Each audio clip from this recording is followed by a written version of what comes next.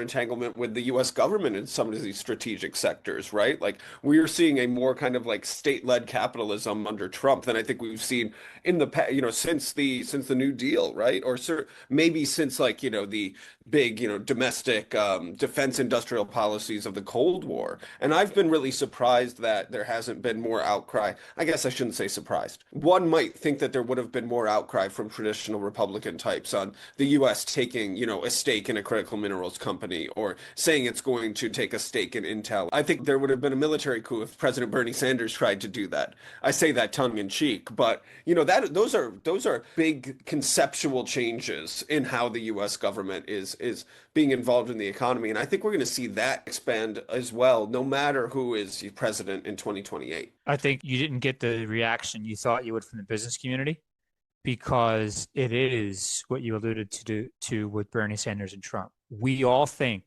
that with Trump, if we just get in the room with him, we can negotiate a deal. With Bernie Sanders, I don't think we'd have Yeah, that premise going in. he's And more so, transactional. you go into these things with the tariffs and whatnot, and we all know that they're bullshit in the business community. Come on. And now we're seeing it. They're saying it themselves. I know I'm editorializing a bit here, but this is just really how I think.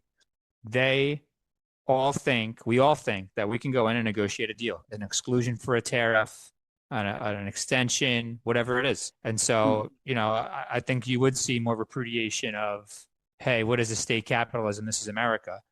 If people didn't think they could walk in and negotiate a deal that would benefit themselves or their company. Yeah.